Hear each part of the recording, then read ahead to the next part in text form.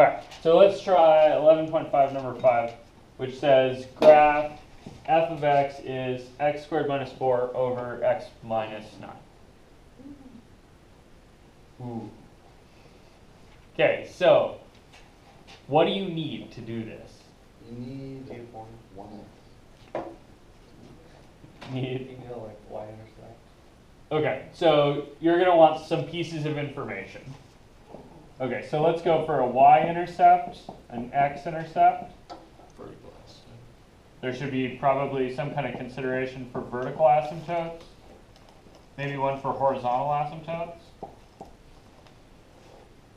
Okay, so which of these do you see right away? Vertical asymptote. Vertical asymptote? Where's that?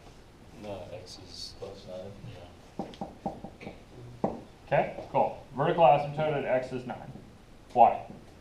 Because of the bottom is 9. Okay. So be careful with that, right? You have to check the top two.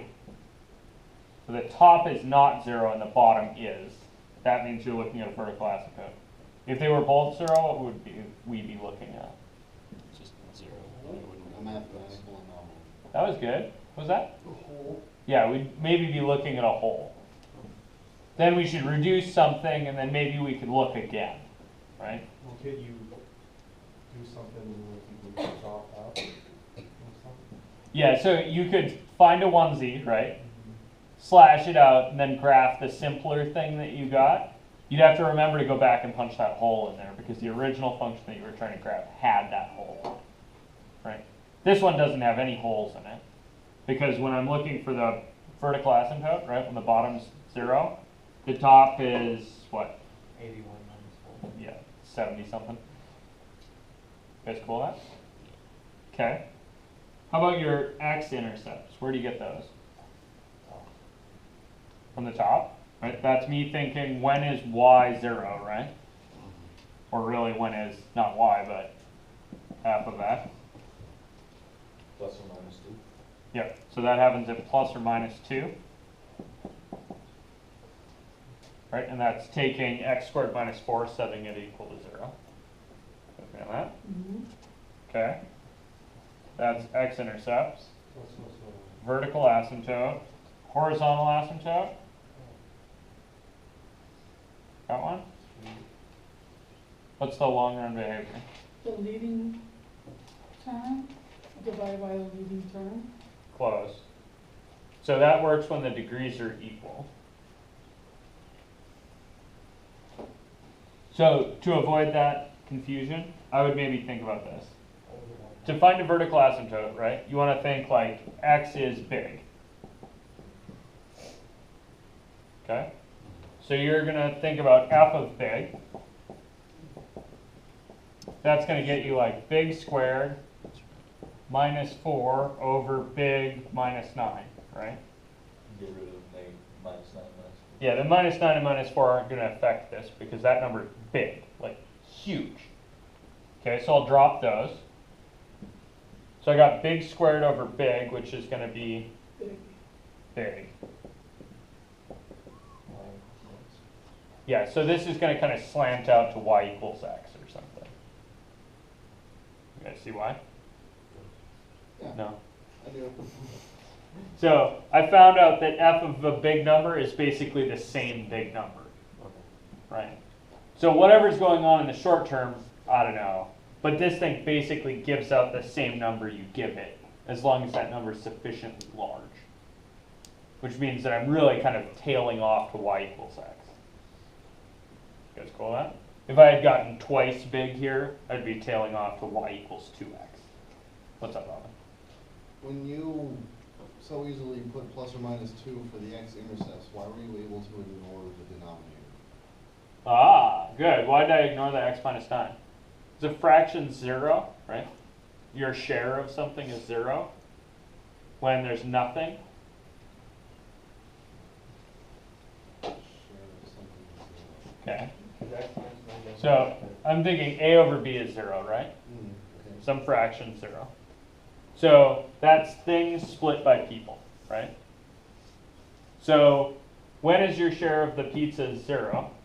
When a is 0? Yeah, when there's no pizza at all, right? Not when there's no people. Ah. When there's no people, I don't know what the hell to do with the pizza, right? That's this guy. So you don't need to worry about the bottom, right? And in fact, when we do calc class, I'll ask oftentimes, when is a fraction 0? A fraction 0 when the top is 0 and the bottom isn't. Guys cool with that? Okay, so that's where I got those.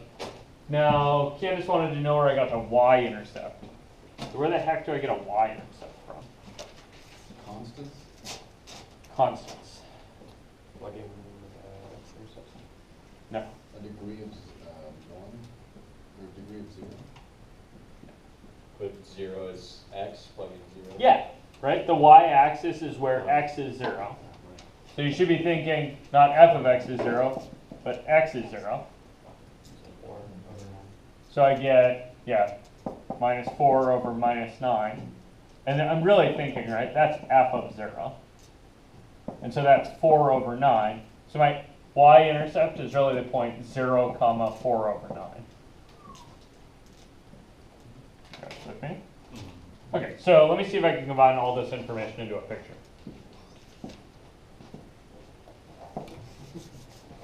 Crap. The picture's bent already. All right, so I need a vertical asymptote at x is 9, right? I would recommend you start off with that. So go to x is 9, vertical asymptote. Then do x and y intercepts. Okay, so let's graph our x and y intercepts. So we know that we have an intercept at positive 2 and negative 2. Okay, I have a y-intercept at Almost a half. yeah, almost a half, so not very high.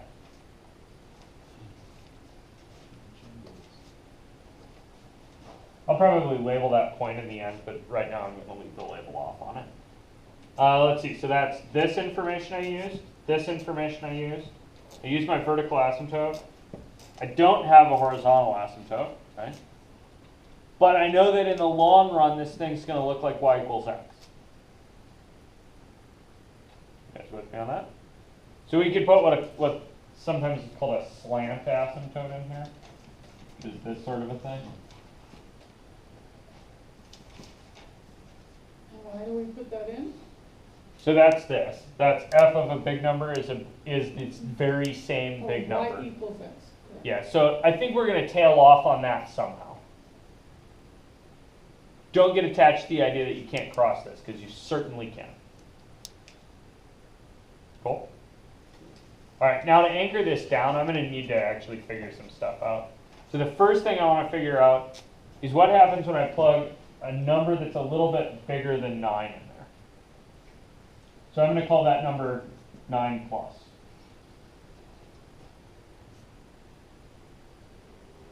Actually, maybe let's be more precise. I'm going to call that number 9 plus epsilon. Epsilon being just a letter that represents a small positive number. Okay? So now I'm going to go and think about what's f of 9 plus epsilon.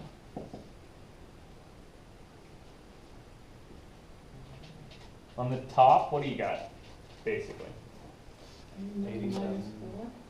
Yeah, basically you got 81 minus 4, right?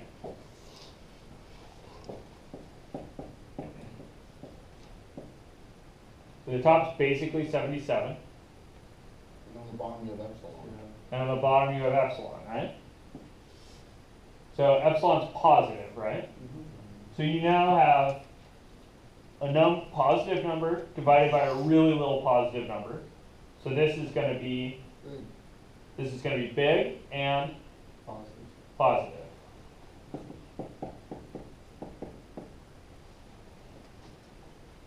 So I know that on this side, we're looking at going up. That's all with me? Okay, what if I do that same thing for 9 minus epsilon? I do f of 9 minus epsilon. That's going to be, on the top, what are you going to have? 77, then negative Okay. epsilon. Basically 77, and you're going to be dividing by negative epsilon, right? So you're going to get Negative 30. Good.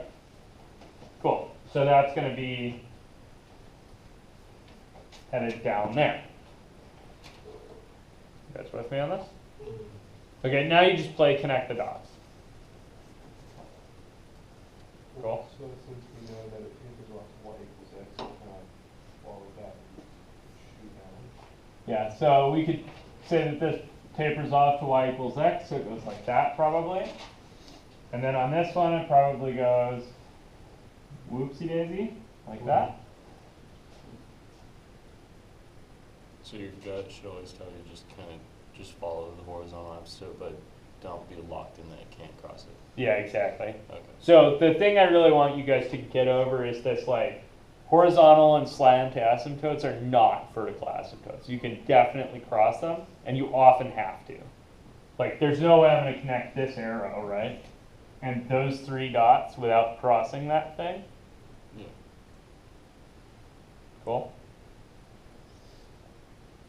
Why am I doing like this versus going across, coming back down, and then tailing back in? I don't know. I don't have a good justification for that yet. You guys cool with that? Like, that's okay. These are just approximate pictures. For instance, I don't know. With the tools we have, I cannot decide that this doesn't do this. You guys see that? I have no reason to believe that my blue line is any better than that black one, except maybe Occam's razor or something. You guys cool with that? Occam's razor is not a good tool to rely on here, because simple pictures are not necessarily the right one in this case. Cool? But you guys, I will allow you to use Occam's razor on kind of simplifying things. You guys all know what Occam's razor is.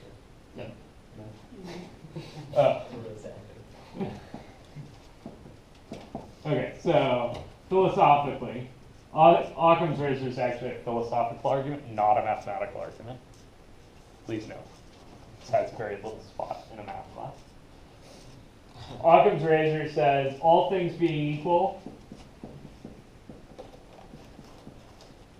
in other words, not given better reasoning otherwise, like not given a good reason, the simplest solution is usually correct.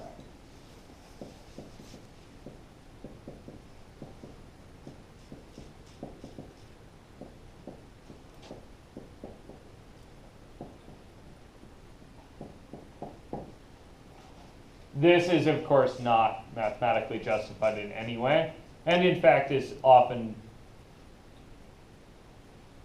extremely subjective and prone to difficulty, and human beings do this in lots of times when they shouldn't. And that first statement about all things being equal is really hard to verify. You guys cool with this?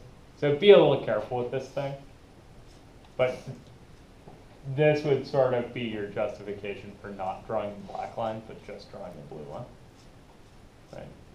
Because why would I add complicated behaviors to this function? One thing I can tell you is that rational functions can only have finitely many tops and bottoms, right? And so if you're doing something that adds infinitely many tops and bottoms, it's not allowed. Things I mean by that are, I know this tails off either from the top or from the bottom. I definitely know for sure that it doesn't wobble back and forth across that horizontal asymptote, because this class of function can't do that. If there was a trig function in here, then maybe that would be allowed, but this thing can't do that. That's cool. Questions, Teal? Did I help you craft that? Yes. Yeah. You were pretty close with that too. I brought up that online graphing calculator thing. Yeah, let me see. That blue line was pretty much correct. Yeah. Yeah, that looks super good. Can I turn the brightness on this side? I got it.